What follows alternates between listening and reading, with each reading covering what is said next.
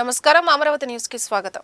సత్యం, మంచి వ్యక్తిత్వం, శాంతి, ప్రేమ వంటివి పాటించాలని సత్యసాయి బాబా నిరంతరం బోధించేవారని, లోక కళ్యాణం కోసం బాబా పనిచేశారని రాష్ట్రపతి ద్రౌపది ముర్ము అన్నారు.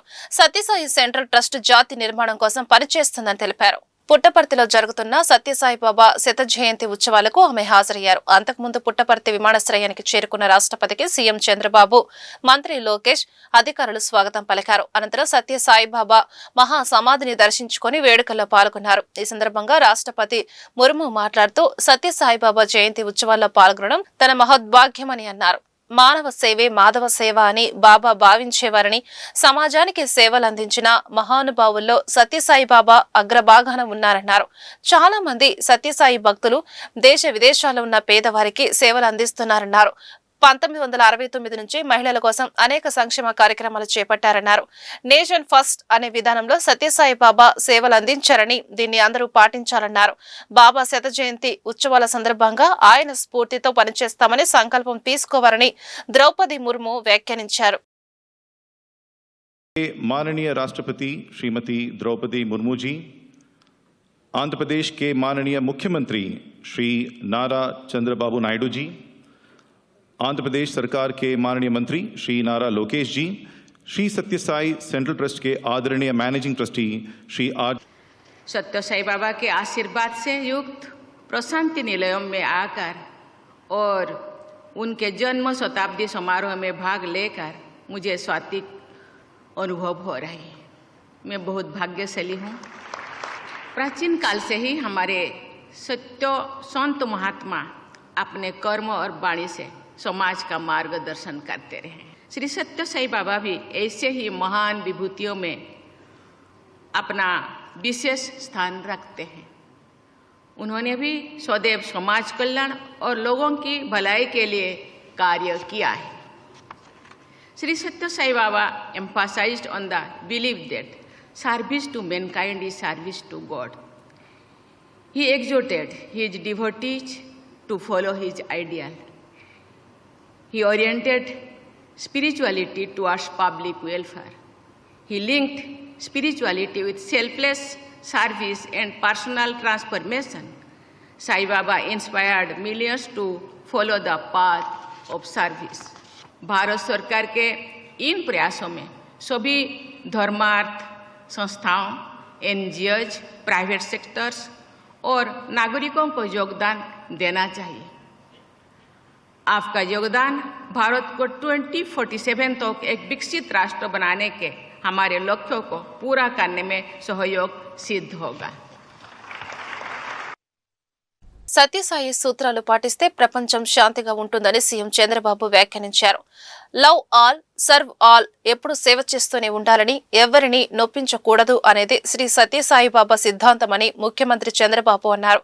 సత్యం, ధర్మం, శాంతి, ప్రేమ, అహింస అనేవి సత్యసాయి బాబా ప్రవచించిన 5 సూత్రాలని పేర్కొన్నారు. పుట్టపర్తిలో జరుగుతున్న సత్యసాయి బాబా జయంతి వేడుకలకు సీఎం చంద్రబాబు పాల్గొన్నారు. ఈ సందర్భంగా ఆయన మాట్లాడుతూ సత్యసాయి బాబా చెప్పిన సిద్ధాంతాలు, సూత్రాలను పాటిస్తే ప్రపంచమంతా శాంతిగా ఉంటుందన్నారు. ఆంధ్ర, తమిళనాడు, తెలంగాణ వంటి రాష్ట్రాల్లో ప్రజలకు తాగునీటి సౌకర్యాన్ని కల్పించారన్నారు. సత్యసాయి బాబాతో తనకు మంచి అనుబంధం ఉందని, తాగునీటి ప్రాజెక్టు కోసం అవసరమైతే ప్రశాంతి నిలయాన్ని తాకట్టు పెట్టాలని సత్యసాయి బాబా భావించారని, కానీ ఆయన అభిప్రాయాన్ని తెలుసుకున్న భక్తులు పెద్ద ఎత్తున విరాళాలు సేకరించి తాగునీటి ప్రాజెక్టులకు నిధులు సమకూర్చారన్నారు. Just a celebration of the centenary. It is a celebration of a legacy of love, service and universal peace. Today we are launching Sri Satya Sai Tribal Women Healthcare Program. This initiative focuses on delivering healthcare, both preventive and curative tribal women. This includes providing multi-speciality medical care through telemedicine, medical screening for anemia, breast and cervical cancer, and making clean drinking water available. When a tribal woman is educated, healthy, and economically independent, an entire community is uplifted. This is not just welfare, It is nation building in the true spirit of Manava Seva is Madhava Seva. That is what he thought for all of us. Let us make an oath to advance Bhagavan Sai Siddhantam forward to the world. If all of us take this as a mission to spread Sai Siddhantam, we will be able to achieve Baba's dream of universal peace and happiness. Janasena party కమిటీల నిర్మాణం వాటి కూర్పుపై party ముఖ్యులకు ఆ party అధినేత పవన్ కళ్యాణ్ దిశానిర్దేశం చేశారు. Party కార్యక్రమాల నిర్వహణ, కార్యకర్తల మనోభావాలను ఎప్పటికప్పుడు పరిశీలించాలని పవన్ సూచించారు. ఆంధ్రప్రదేశ్ ఉప ముఖ్యమంత్రి జనసేన అధినేత పవన్ కళ్యాణ్ పార్టీ నిర్మాణంపై ఫుల్ ఫోకస్ పెట్టారు. జనసేన కమిటీల నిర్మాణం, కూర్పుపై కసరత్తు చేస్తున్నారు. ఆయా నియోజకవర్గాల్లో పార్టీ బలోపేతం, కార్యక్రమాల నిర్వహణపై కార్యకర్తల అభిప్రాయాలకు ప్రాధాన్యత ఇవ్వాలని పవన్ కళ్యాణ్ నిర్ణయించారు. పార్టీ కార్యక్రమాల నిర్వహణ, కార్యకర్తల మనోభావాలను ఎప్పటికప్పుడు పరిశీలించాలని పవన్ సూచించారు. ఏపీలో మరోసారి వర్షాలు కురవనున్నాయి. ఈ నెల 28 నుంచి డిసెంబర్ 1 వరకు రాష్ట్రంలో కొన్ని ప్రాంతాల్లో తేలికపాటి నుంచి మోస్తారు వర్షాలు కురిసే అవకాశం ఉందని రాష్ట్ర విపత్తుల నిర్వహణ సంస్థ వెల్లడించింది. ఇటీవల మోందా తుఫాను కారణంగా భారీ వర్షాలు రాష్ట్రాన్ని అతలాకుతలం చేశాయి. అనేక జిల్లాల్లో వర్షం బీభత్సం కొనసాగింది.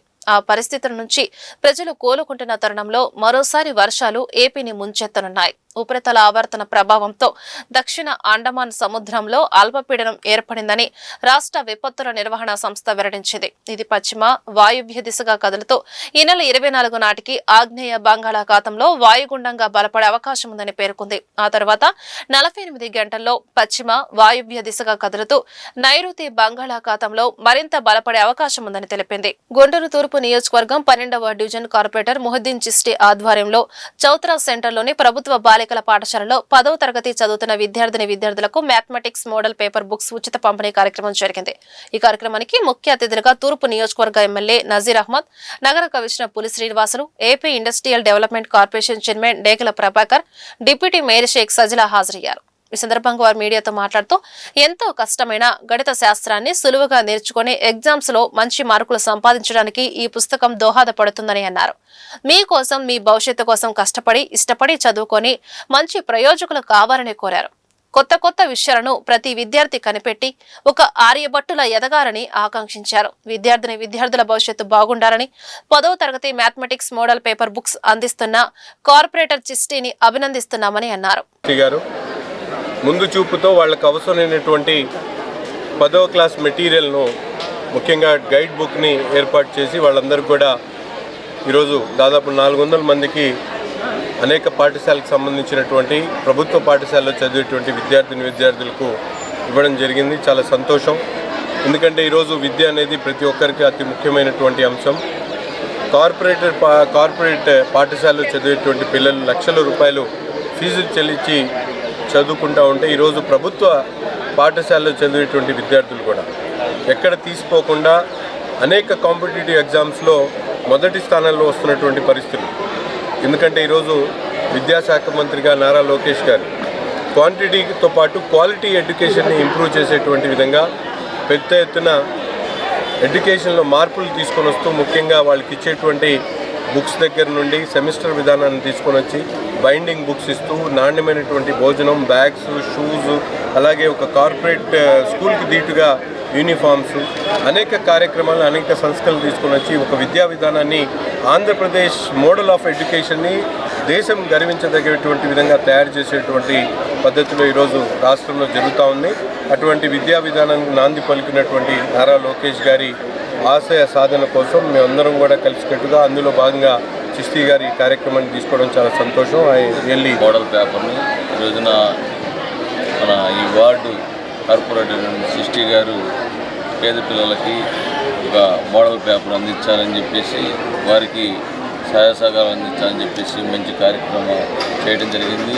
ఏదైతే ఈ రోజున గవర్నమెంట్ స్కూళ్ళలో కూడా పిల్లలు చక్కగా చదివి మరి మా ఎడ్యుకేషన్ శాఖ మంత్రి గారు నారా లోకేష్ గారు వచ్చిన దగ్గర నుంచి కూడా అనేక మార్పులు, ప్రతి ఒక్కరికి కూడా నాణ్యమైన విద్య అందించాలని చెప్పేసి, అలానే అనేక మరి కార్యక్రమాలు చేస్తున్నటువంటి నారా లోకేష్ గారికి దానికి ఏదైతే ఆయన చూపిస్తున్నటువంటి దానికి మరి ప్రతి తెలుగుదేశం లీడర్ కూడా ఈ రోజున దానికి సమ్మతిగా ఈ రోజున ఇటువంటి కార్యక్రమాలు చేసి పేద పిల్లలకు కూడా మా వంతు సహాయ సహకారాలు అందించి ఏదైతే నారా లోకేష్ గారు ఆశయ సాధన కోసం చేస్తున్నారో దానికి అనుగుణంగా నడుస్తున్నటువంటి ప్రతి ఒక్కరికి కూడా ఈ రోజున రేపు ప్రిపేర్ అవుతున్నటువంటి స్కూల్ పిల్లలందరూ కూడా బాగా మంచి మార్కులు తీసుకురావాలని చెప్పేసి స్కూల్ వ్యవస్థని ఈ ఏదైతే నారా లోకేష్ గారు తీసుకొస్తున్న వ్యవస్థకి అలానే ఏదైతే గవర్నమెంట్ స్కూళ్ళు ఉన్నాయో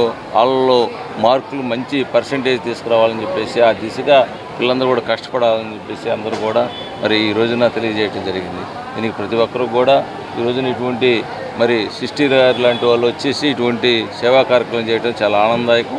ప్రతి ఒక్కరికి కూడా ఈ కార్యక్రమంలో పాల్గొన్నందుకు గుంటూరు ఈస్ట్ ఎమ్మెల్యే నసీర్ అహ్మద్ గారి నేతృత్వంలో మన 12వ డివిజన్ కార్పొరేటర్ చిష్టి గారి ఆధ్వర్యంలో చిష్టి గారు ఒక మంచి మనసుతో ఒక మంచి ఉద్దేశంతో 10th క్లాస్ ఎగ్జామ్స్ వస్తున్నాయి అనే ఒక కాన్సెప్ట్తో మన పిల్లల కోసం ఈ యొక్క మ్యాథమెటిక్స్ మోడల్ పేపర్ అనే ఈ బుక్ని ప్రవేశపెట్టడం జరిగింది. ఎందుకంటే ఇక్కడ చదువుకుంటున్న అంటే ఇటు ప్రైవేట్ స్కూల్స్ కానివ్వండి గవర్నమెంట్ స్కూల్స్ కానివ్వండి 10వ తరగతి చదువుతున్న పిల్లలకి ఇది ఒక మంచి దిశ లాంటిది. వీళ్ళకి పునాది కూడా ఈ ఒక 10th క్లాస్ అనేది ఒక వాళ్ళకు ఒక ప్రోత్సాహం ఇచ్చి మోటివేషన్ ఇచ్చి మేము ఇక్కడ వచ్చిన ప్రజాప్రతినిధులు కూటమి నాయకులందరం కూడా పిల్లలకి మంచి మెసేజ్ని ఇవ్వటం జరిగింది. ఎందుకంటే భవిష్యత్తులో కూడా రాణించాలన్నా చదువే ముఖ్యం అనేది పిల్లలకి మేము చెప్పడం జరిగింది. డిసిప్లిన్ అనేది చాలా అవసరం, క్రమశిక్షణ చాలా అవసరం. మనం విజయం సాధించాలంటే ఒక పట్టుదలతో ప్రతి ఒక్క ఎడ్యుకేషన్లో ఉన్న పిల్లలందరూ కూడా బాగా ముందుకెళ్ళాలి అనే ఒక కాన్సెప్ట్తో మేము వెళ్ళటం కూడా జరుగుతుంది. మరీ ముఖ్యంగా ఎందుకంటే ఇక్కడ వచ్చిన పిల్లలందరికీ కూడా మేమందరం కూడా ఇటు గౌరవనీయులు ముఖ్యమంత్రి వర్యులు నారా చంద్రబాబు నాయుడు గారు మరియు విద్యాశాఖ మంత్రి వర్యులు లోకేష్ అన్న గారి అడుగు జాడల్లో నడుస్తున్నాము. చిష్టి గారు కానివ్వండి ఇటు మేము కానివ్వండి ఆయన ఎలాగైతే ఇటు విద్యకి ప్రాధాన్యత ఇచ్చి ఆంధ్ర ఎడ్యుకేషన్ ఆఫ్ మోడల్ అని ఎలా స్థాపించారో by the people of India అంటే ఒక రాజ్యాంగం పిల్లలకు. ఈరోజు గుంటూరు తూర్పు నియోజకవర్గంలో 12వ డివిజన్లోని మన గవర్నమెంట్ బాలికల స్కూల్లో 10వ తరగతి చదువుతున్న విద్యార్థులందరికీ కూడా ఒక మ్యాథమెటిక్స్ మోడల్ పేపర్ రూపొందించుకొని విద్యార్థులందరికీ కూడా గవర్నమెంట్ స్కూలు ప్రైవేట్ స్కూల్కి సంబంధించిన ప్రతి స్కూల్లో కూడా దాదాపుగా 1000 మంది విద్యార్థులకు 10th క్లాస్ మ్యాథమెటిక్స్ మోడల్ పేపర్గా ఒక ఈజీగా ఉండేటట్టుగా వాళ్ళకి. దేనికంటే 10th క్లాస్ అనేది చాలా టఫ్గా ఉంటుంది, గణిత శాస్త్రం అనేది చాలా కఠినమైనది అని చెప్పేసి విద్యార్థుల మనసులో ఉన్నది. దానికి మేము ఒక కొత్తగా సీనియర్ ఎవరైతే విద్యా బోధించే వాళ్ళు ఉన్నారో వాళ్ళ ద్వారాగా ఒక పిల్లలకి మంచి నాణ్యమైన విద్య అందించాలనే ఒక ఆలోచన విధానంతో మేము ఈ ఒక మ్యాథమెటిక్స్ మోడల్ పేపర్ బుక్ రూపొందించాం. వాళ్ళకి చాలా ఈజీగా ఉండేటట్టుగా 10th క్లాస్ పిల్లలకి దేనికంటే వాళ్ళ దిశ మార్చే అవకాశం మన రాష్ట్ర ప్రభుత్వం కల్పిస్తుంది. కాబట్టి ప్రతి ఒక్కరు కూడా రాష్ట్ర ప్రభుత్వం మన నారా చంద్రబాబు నాయుడు గారు అలాగే తండ్రికి తగ్గట్టుగా తనయుడు మన నారా లోకేష్ గారు విద్యాశాఖ మంత్రిగా ప్రతి స్కూల్లో ఆంధ్రప్రదేశ్కి సంబంధించిన ప్రతి స్కూల్లో కూడా విద్యార్థులందరూ కూడా మంచి ఉన్నత విద్య అందించి నాణ్యమైన విద్య అందించి వాళ్ళకి సహాయ సహకారాలు అందిస్తున్న దాంట్లో మేము కొంత భాగం పంచుకోవాలని చెప్పేసి మన తూర్పు నియోజకవర్గంలో దాదాపుగా 1000 మంది స్టూడెంట్స్కి ఈ మోడల్ పేపర్ బుక్ అందించడం జరుగుతుంది. దాంతోపాటు వాళ్ళ స్టూడెంట్స్ కూడా చాలా ఆనందంగా ఉన్నారు. దేనికంటే వాళ్ళకి వాళ్ళ పేరెంట్స్ ఆశయాలను అలాగే విద్య బోధించే విద్యార్థులు వాళ్ళు విద్యను బోధించే ఎవరైతే మన టీచర్స్ వాళ్ళందరూ ఉంటారో వాళ్ళ ఆశయాలకు అలాగే రాష్ట్ర ప్రభుత్వం తోడ్పడుతున్న సహాయ సహకారాలతో పూర్తి స్థాయిలో వాళ్ళు కూడా మంచి నాణ్యమైన విద్య చదువుకొని వాళ్ళు రానున్న రోజుల్లో మంచి భవిష్యత్తు. గుంటూరు తూర్పు నియోజకవర్గంలోని 44, 46 మరియు 47 సచివాలయాలను ఎమ్మెల్యే నజీర్ అహ్మద్ ఆకస్మిక తనిఖీలు చేశారు. వార్డు సచివాలయాల్లో ఖాళీ సీట్లు దర్శనం ఇవ్వడంతో ఎమ్మెల్యే అవాక్కయ్యారు. 3 సచివాలయాల్లో 27 మంది ఉద్యోగులు ఉండాల్సింది 6 సిబ్బంది ఉండటం చూసి ఎమ్మెల్యే ఆశ్చర్యానికి గురయ్యారు. లక్షలు వెచ్చించి ప్రభుత్వ సచివాలయాల ద్వారా ప్రజలకు సేవ చేయమని చెబితే ఆఫీసులకు రాకుండా నిర్లక్ష్యంగా ఉండటం క్షమించరానిదని ఆగ్రహం వ్యక్తం చేశారు. కార్యాలయాల శుభ్రంగా లేకుండా అపరిశుభ్రంగా ఉండటం చూసి ఎమ్మెల్యే మండిపడ్డారు. నగర ప్రజలకు పారదర్శకంగా సచివాలయాల సిబ్బంది సేవలు అందించాలని కోరారు. ప్రజల సమస్యలతో సచివాలయానికి వచ్చినప్పుడు వారి పట్ల శ్రద్ధ చూపి సమస్య పరిష్కారానికి చూపించాలని అన్నారు. రానున్న రోజుల్లో సచివాలయాలలో ఇంటర్నెట్ సౌకర్యం, మౌలిక వసతుల ఏర్పాటు చేస్తామని హామీ ఇచ్చారు. భవిష్యత్తులో గుంటూరు తూర్పు నియోజకవర్గంలోని అన్ని సచివాలయాలను సందర్శిస్తారని తెలిపారు. ఉద్యోగ బాధ్యతలు సమయపాలన లేకుండా నిర్వర్తిస్తున్న వారిపై అధికారులకు ఫిర్యాదు చేసి తగిన చర్యలు తీసుకుంటామని హెచ్చరించారు. సచివాలయాలకు సంబంధించి గత 3 నెలల నుంచి నేను చెప్తా ఉన్నా, ప్రతి ఒక్క సచివాలయానికి కూడా ఏదైతే ఇంటర్నెట్ కనెక్షన్ బ్రాడ్బ్యాండ్ని వెంటనే ఇవ్వాలని చెప్పి కూడా నేను చెప్పడం జరిగింది. ఇప్పటికి కొన్ని చోట్ల 1-2 చోట్ల ఇవ్వడం జరిగింది. తప్పకుండా ప్రతి ఒక్క సచివాలయానికి కూడా డెడికేటెడ్ బ్రాడ్బ్యాండ్ని ఆ సచివాలయానికి ఇవ్వాల్సినటువంటి అవసరం ఉంది. దాంతోపాటు ముఖ్యంగా ఇక్కడ శానిటేషన్ కూడా స్థానికంగా ఉన్నటువంటి శానిటరీ ఇన్స్పెక్టర్స్ బాధ్యతలు ఇవ్వడం జరిగింది. కానీ ఎక్కడ కూడా క్లీన్గా లేవు. ఆ అట్మాస్ఫియరే ప్రజలకు ఉపయోగపడేటువంటి అట్మాస్ఫియర్ ఎక్కడా లేదు. గత ప్రభుత్వం ఒక ఆలోచన లేకుండా పెట్టినటువంటి సచివాలయ వ్యవస్థను అదే పద్ధతిలో ముందుకు నడిపించేటువంటి పరిస్థితులు ఉన్నారు ఈరోజు. అందుకని గుంటూరు తూర్పు నియోజకవర్గంలో ఒక్కొక్కటిగా ప్రతి ఒక్క సచివాలయం మీద కూడా ప్రత్యేకమైనటువంటి దృష్టితో పనిచేస్తాం. ఈ సచివాలయ వ్యవస్థను ప్రజలకు, ముఖ్యంగా ఈ ప్రాంత ప్రజలకు ఉపయోగపడేటువంటి విధంగా ఒక ఆలోచనతో ముందుకు సాగుతానని చెప్పి కూడా ఈ సందర్భంగా తెలియజేస్తాం.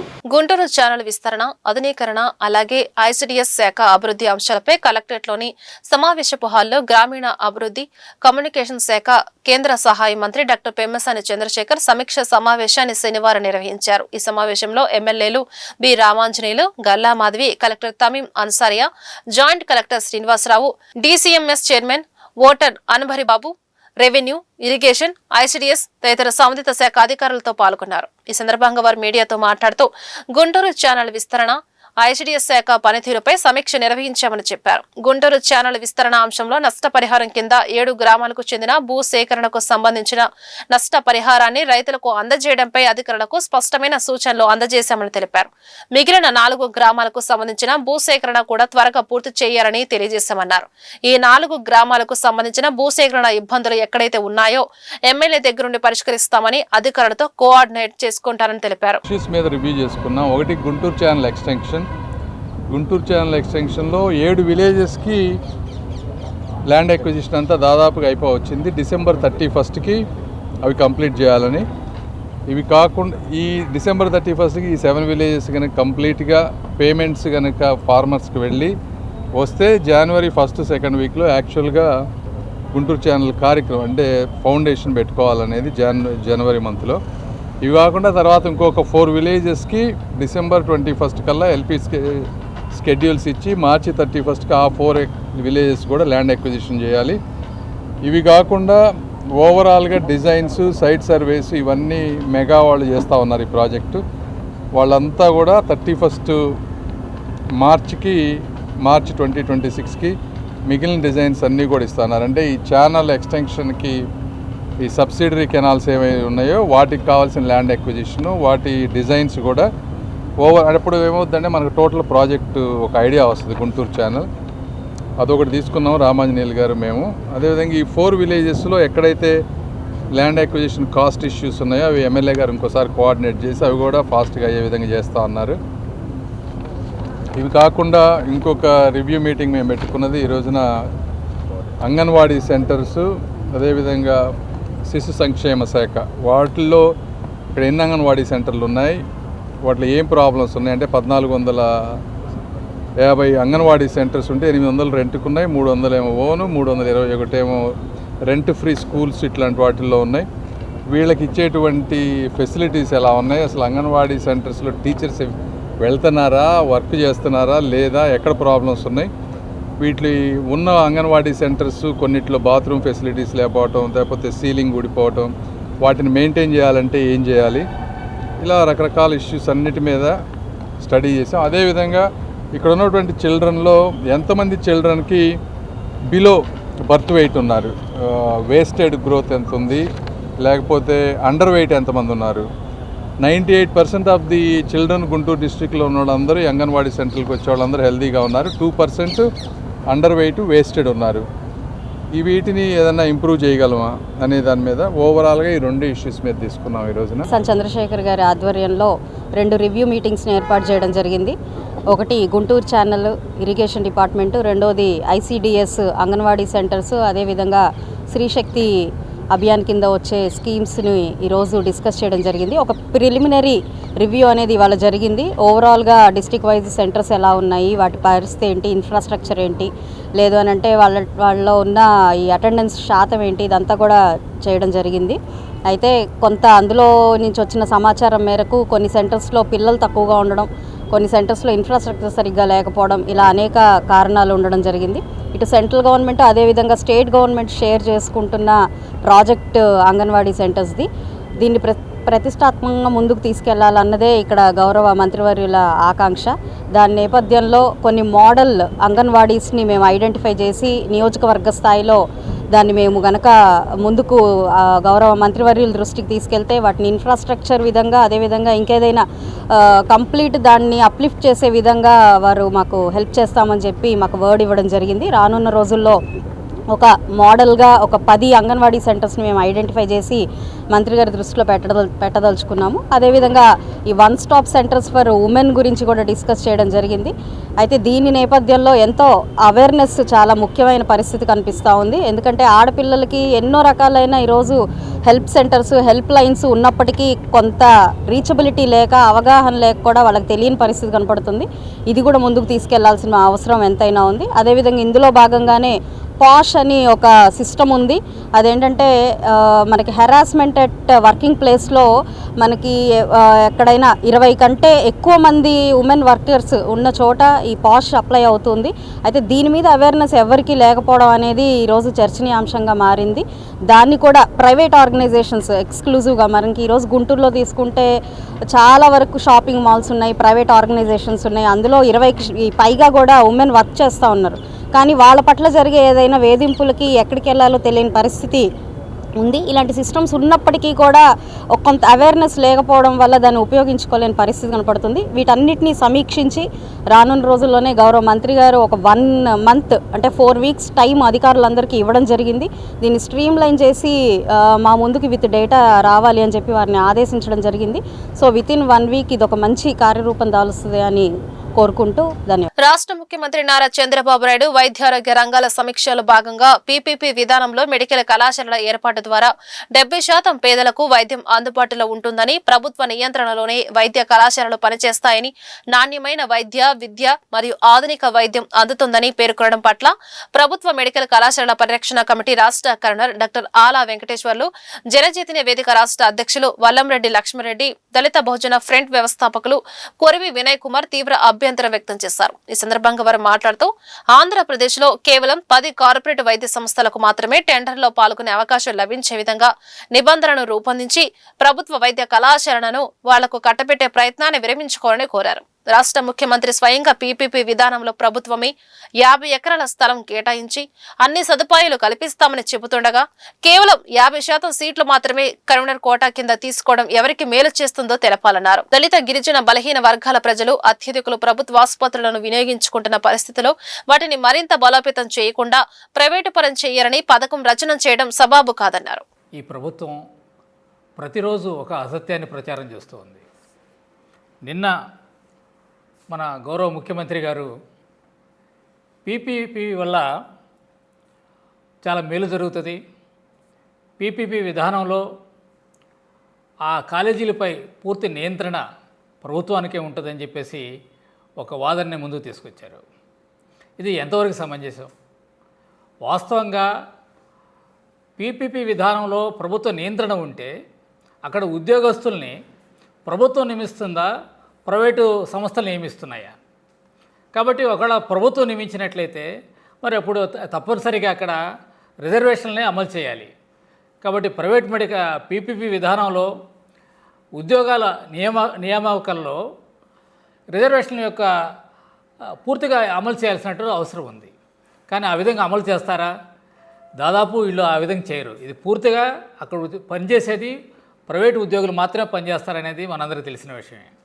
అట్లానే ఇవాళ ప్రైవేటు ఉద్యోగులపై ప్రభుత్వం ఏ విధంగా నియంత్రణ చేస్తుందో మరి మనం చూస్తూనే ఉన్నాం. ఇవాళ ప్రైవేట్ మెడికల్ కాలేజీలు ఉన్నాయి, వాటిపై ఎందుకు నియంత్రణ లేదు? అవి కూడా ఇవాళ డాక్టర్ ఎన్టీఆర్ హెల్త్ యూనివర్సిటీ కింద అవి పనిచేస్తున్నాయి, వాటిని ఎందుకు నియంత్రించట్లేదు? ఈరోజు కొత్తగా వచ్చినటువంటి మెడికల్ కాలేజీలు కూడా ప్రభుత్వం చెప్పినటువంటి ఫీజుల కన్నా కూడా అధిక ఫీజులు వసూలు చేస్తుంటే వాటి మీద ఎటువంటి చర్యలు తీసుకోవట్లేదు. అంతేకాకుండా ఇప్పుడు గతంలో అనేక సార్లు కోర్టులు జడ్జిమెంట్లు ఇచ్చినాయి, ప్రభుత్వం హెచ్చరించింది. విద్యార్థులకి, జూనియర్ డాక్టర్స్కి, హౌస్ సర్జన్స్కి, పీజీలకి వాళ్ళకి స్టైఫండ్ ఇవ్వమని చెప్పేసి ప్రైవేట్ మెడికల్ కాలేజీని. కానీ సమాజంలో మన ముందు 2 రకాలైన ఆసుపత్రులు, 2 రకాలైన వైద్య విద్య కొనసాగుతూ ఉంది. గుంటూరులో ప్రభుత్వ జనరల్ ఆసుపత్రి కొన్ని దశాబ్దాల పాటుగా దక్షిణ కోస్తా ప్రజలందరికీ వైద్యాన్ని అందించింది, వైద్య విద్యను అందించింది. ఈ రోజుకి ప్రతిరోజు 20 డెలివరీస్ జరుగుతూ ఉన్నాయి. ఈ 20 డెలివరీస్ ప్రైవేట్ హాస్పిటల్లో, కార్పొరేట్ హాస్పిటల్ జరగాలంటే కనీసం 10 లక్షల నుంచి 20 లక్షల ఖర్చు పెట్టాల్సి వస్తుంది. ప్రతిరోజు 3-4 వేల మంది రోగులు అక్కడ వైద్యాన్ని పొందగలుగుతున్నారు. మన పక్కన ఉన్న మంగళగిరి ఎయిమ్స్లో ప్రతిరోజు 2500 మంది వైద్యాన్ని పొందుతూ ఉన్నారు. అంటే ప్రభుత్వ వైద్యశాల అయితే పేదలకి అదొక మంచి అస్త్రంగా, మంచి ఉపయోగపడుతుంది. ఏమాత్రం అప్పుల పాలుగా అవసరం లేకుండా ముందుకెళ్తున్నారు. కానీ ఈ పీపీపీ అనే పద్ధతిలో ఇది చాలా మంచిది, దీనివల్ల ఎక్కువ మందికి వైద్యం అందుద్ది, ఆధునిక వైద్యం అందుద్ది, ఎక్కువ మెడికల్ సీట్లు వస్తాయి అని ఒక అవాస్తవాలను ప్రజల ముందు ఉంచుతున్నారు.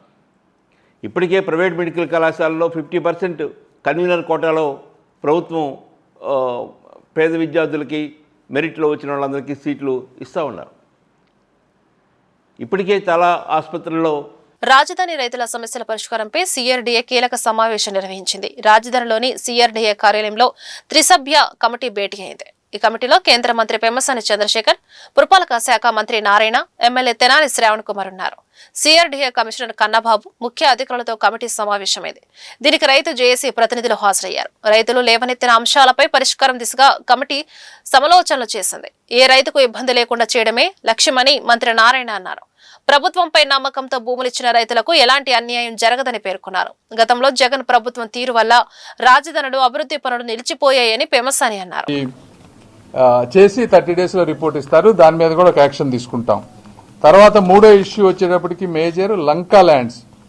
లంకా ల్యాండ్స్లో 2014-19 మధ్య దాదాపు 1169 టోటల్ ఎకర్స్ డిసైడ్ చేస్తే అందులో చాలా వరకు 842 ఎకరాలు అన్ని మనం ఇవ్వచ్చు అని చెప్పి డిసైడ్ చేశారు. అందులో 683 ఎకరాలకి ప్లాట్స్ కూడా అలాట్ చేసి చాలా వరకు చేశాం. అయితే ఏమైందంటే మిగిలినవి చేయలేకపోవడానికి కారణం ఏంటంటే జగన్మోహన్ రెడ్డి గారు వచ్చిన తర్వాత ఈ లంకా ల్యాండ్స్లో ఉన్నటువంటి ఎన్జీటీ కేసులు పెట్టి ఇవన్నీ చేయడం వల్ల కోర్టులో కేసు ఉంది. ఇప్పుడు ఈ కోర్టు కేసు దాదాపు రేపు ఫిబ్రవరిలో సాల్వ్ అవుతుందని చెప్తా ఉన్నారు. అయితే ఈ లంకా ల్యాండ్స్లో ఉన్నటన్నిటికి కూడా లంకా ల్యాండ్స్లో ఉన్నటువంటి ల్యాండ్స్ డెవలప్మెంట్కు పనికిరావు. అయినప్పటికీ కూడా ఆ ల్యాండ్స్ని తీసుకొని పూలింగ్లో వేరే ప్రాంతంలో వాళ్ళకు ఉపయోగపడే విధంగా మంచి ల్యాండ్ ఇవ్వాలని ముఖ్యమంత్రి గారు, అదేవిధంగా నారాయణ గారు, అందరు సిఆర్డీ అధికారులు డిసైడ్ చేశారు.